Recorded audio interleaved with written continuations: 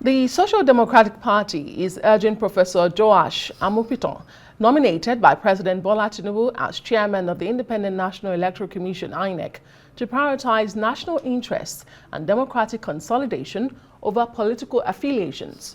In a statement, the SDP congratulated the nominee and expressed hope that he would build on electoral reforms introduced by his predecessor.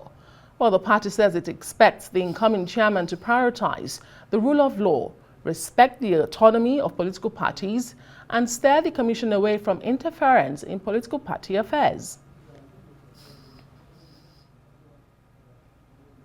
With the appointment of the nomination of a new INEC chairman amidst unending clamor for election integrity, we're now joined by Yusuf Dantalle, his IPAC national chairman. Thank you so much for being on the news tonight. You're welcome. Good evening. Thank you. So congratulations are pouring in for the nominated INEC chairman, including from IPAC. And I'm looking at your statement. You described this as a well-deserved appointment. What gives IPAC the confidence that Professor Amupitan, if cleared by the Senate, will be that kind of INEC chairman you described for Nigeria's democracy? Thank you. Good evening once again. Professor Amupitan, going by his profile, his pedigree, is a professor of law and a senior advocate of Nigeria. And you know how electioneering in Nigeria is riddled with series of litigation, court orders, counter court orders, and so many other things. And we believe that having a man that is well grounded in litigation, will have a lot to do to sanitize the process. Yes, the previous administration, the immediate past administration of Professor Mahmoud Yakubu have also laid solid foundation, when it comes to innovation, technological innovation, that I will believe that if you are consolidated, will be better. But then, will require also that the National Assembly will pass into law some of the recommendations that have been sent into the National Assembly so that we can have a better political atmosphere. It is not a one-man business, but then we believe that having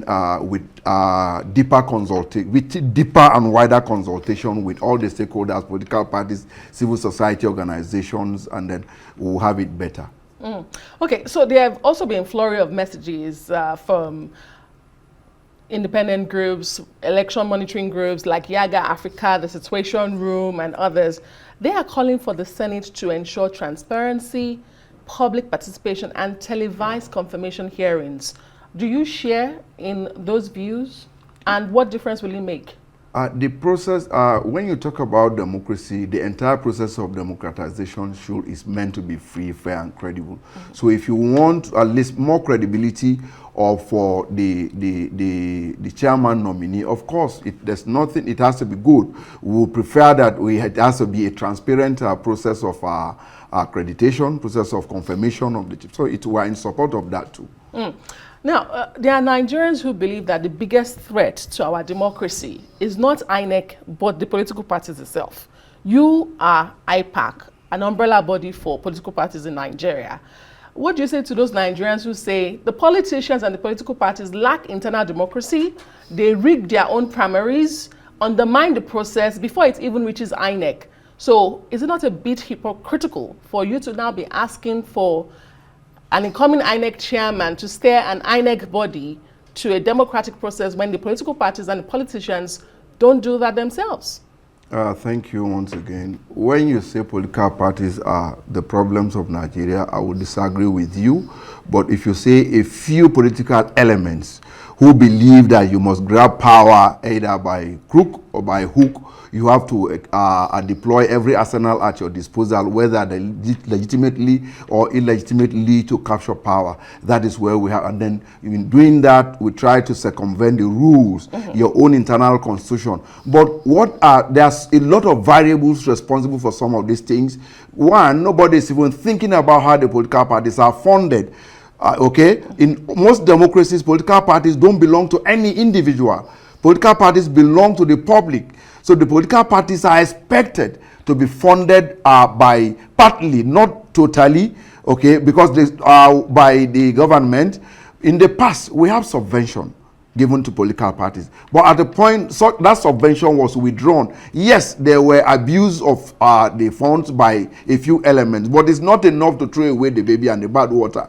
Today, there's sanity in the system. The political parties are very minimal, and INEC is also saddled with the responsibility of auditing the accounts of the political parties. That is one, and that has given more power, authority, or the management of political parties to a few individuals who have deeper pockets, and also some who have the resources, maybe who are in power, that give them more advantage, okay, over others. So this thing, and then also looking at the judicial arm of the government. You know, the judiciary, some elements in the judiciary have bastardized the system. If you recall, the first roundtable we had in IPAC when I came on board was on the role of judiciary in the democratic development in Nigeria. We had a series of somebody, INEC will perfect what needs to be perfected, political parties will perfect what to be perfected, but from nowhere, a judicial officer will just proclaim one person from nowhere.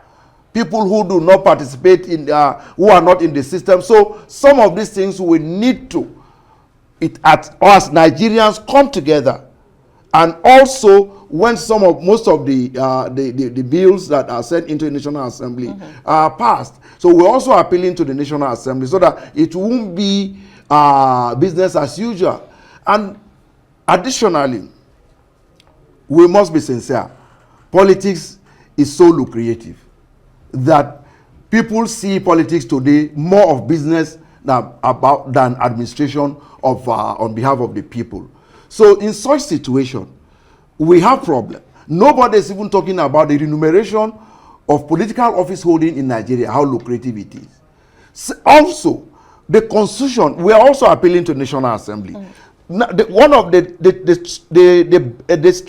most important, the most vital tier of government to the people is local government. That's the closest to the people. We talk about democracy only at the state and national level. Nobody is looking at what happens at the local government including the level. political parties themselves. No, we are. This is where I'm going to. The law that set up INEC, the same constitution set up a state independent electoral commission. But the election or so-called election conducted by state independent electoral commission doesn't mean minimum standard of election. So at the end of the day, in the words of former INEC chairman, it is more of coronation of loyalists of respective individual governors of the state than election. Okay, you've raised so many points, and I hope that we do have the time to speak to all of them. When you say there's sanity in the system, Nigerians may wonder where exactly is the sanity, where you cannot even differentiate sometimes between the political parties. We've just been told now that a sitting governor who has been elected by a political party's platform is going to defect with an entire party structure. It's not the first time we're seeing it to another party. What happens then? When you say there's sanity, you talk about Nigerians sort of owning political parties. How do they own those political parties when it is time to sell your forms? They can barely afford it. So you've even shut them out before the process begins. We're saying the same thing in different languages. What I mean is ownership of political parties in the past belong to the people, belong to the members of the party. They could decide what happened because individually they contribute, and the parties are funded by the government. So anybody, it is easier to seek for accountability. Why are we still speaking in the past? What are you doing differently, perhaps? What we are doing now is what we want. You can barely do anything unless the laws are reviewed and amended to accommodate these challenges that we are talking about. Okay. And these challenges is restoration of fund. Another one that I'm talking about is the scrapping of state independent electoral commission.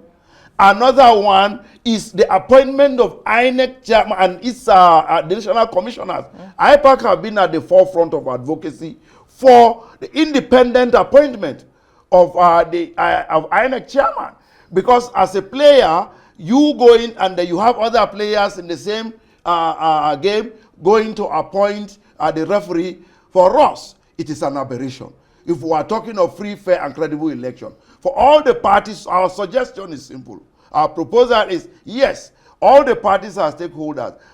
Why not the constitution throw, okay, the office, the position of the office of INEC into Nigeria, let it throw it open. That's the national chairman of INEC. Yes, okay. And the commissioner, if you throw it open, then whoever want to vie for the position, you vie. Then you now have a congregation of amalgamation of political parties and civil society organizations to vote after such individuals have passed through security and other screening. Okay, all right. Let's go back to setting an agenda for Professor Amupitan, should he be confirmed. You've mentioned in your statement today that the litmus test for this new INEC leadership will be the November 8th Anambra governorship election. Correct. What specifically will you be looking out for to say, you know, Professor Amupitan's INEC is setting a new tone of electoral integrity?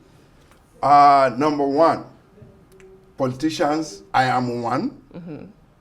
When the INEC chairman, of course, or the INEC as an institution is open to a lot of, will I say, influence, undue influence. Politicians will want to influence the officials to do things in their own way, irrespective of party affiliation. But it is the ability of the man at the helm to stand firm and owe his loyalty absolutely to the constitution that said that he swore to defend. Okay? So without fear or favor, Nigerians are expecting so much because people have a lot of are losing confidence in the system because of some of the factors I have mentioned earlier. So for that reason, what we need now is the restoration and consolidation of that confidence for the people, so that Nigerians can believe that yes, it's for us. Prosecute election or electoral offenders. Both the ones in INEC or the ones that are officials of INEC, and then members of the security agency, because you see a lot of security personnel involving in electoral malpractice and nothing happened. They walk away with these things. Some of them even the allegations that they are involved in a lot of anomalies during election. We all know that. Voter suppression and so many other things. So as a lawyer, as a professor of law, knowing what the law says, you should also see how you can work with other stakeholders, including the National Assembly, to see that some of the laws needed for the proper conduct of election should be. Because Nigeria, as the largest democracy in Africa, we need to do things that others will copy. We shouldn't be making mockery of democracy. That's a good place to leave it. He has his work cut out for him, Professor Amupitan, should he be confirmed by the Nigerian Senate. But thank you so much. Yusuf Dantalle is the national chairman of the Inter-Party Advisory Council, IPAC, the umbrella body for political parties in Nigeria. Correct.